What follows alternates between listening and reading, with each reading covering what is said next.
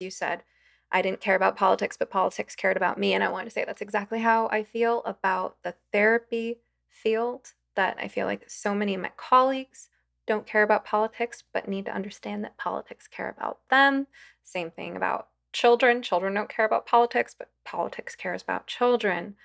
Um, I also wanted to ask, going back a ways, you talked about how at the beginning of your journey with martial arts, and I don't know when that was, but that at first it felt too hard for you, too cold and violent. For the first 2 years, what motivated you to keep going through that whole time? Well, it's an interesting story because it wasn't actually my beginning of my journey with martial arts. It was later. I had actually studied other martial arts for over a decade at that point. So I was very committed to and interested in the martial arts. And then I met the guy that teaches the Chinese style that I study now, and I was kind of this, holy crap, this stuff is martial arts is real. Wow. This is everything that I've known before doesn't really compare to this. This is really fascinating. And so there was this desire to want to learn that. This is really I'd never seen anything like it. It was quite incredible. Um, but then I started to realize, like, there was a period of time, and it's a very interesting story. I don't know if this is going to sound a little a little abstruse, but where I grew up here in East Tennessee, we have two different kinds of rattlesnakes. And it turns out if you find a fully grown rattlesnake, it's not the safest thing in the world. It's a rattlesnake, but if you spook it and it bites you, um, you're probably just in general going to be okay because of medicine. But if a fully grown rattlesnake bites you, it has actually control over its venom sac, so it can inject no poison at all. It can actually just dip its fangs into you and not uh, put any poison in. It can inject a little bit to make you sick as kind of a warning, and or it can inject a lot and make you in a life-threatening situation where medical intervention is necessary.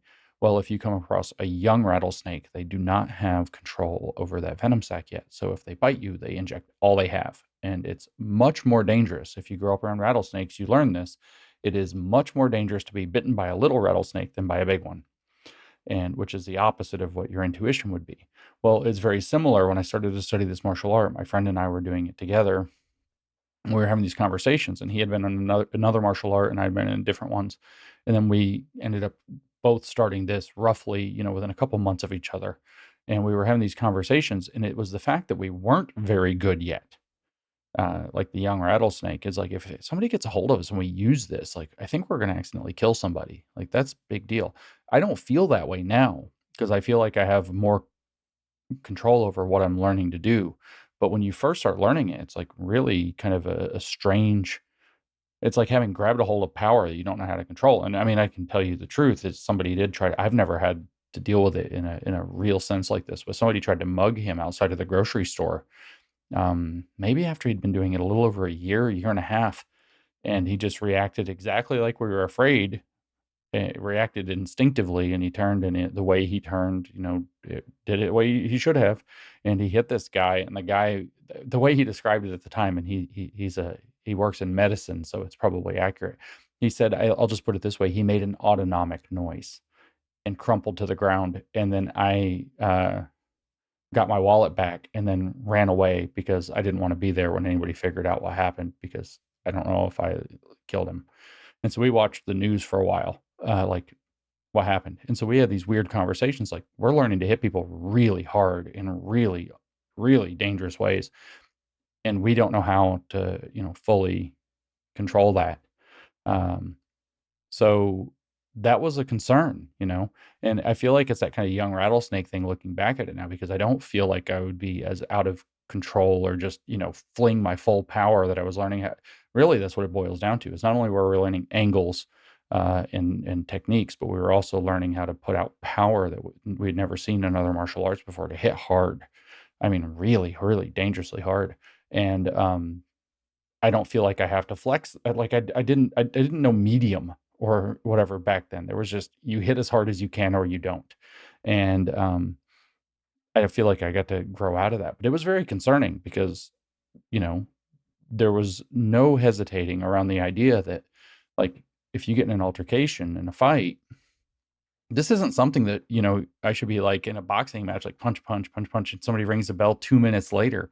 It's like if it's not over in about 10 seconds, something bad went badly wrong. Like the other person should be on the ground, like incapacitated in the first, 5 to 10 seconds, or you did it wrong.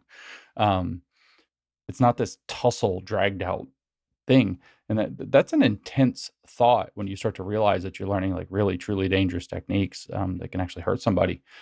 And this is a strange thing to be talking about, but that was a concern.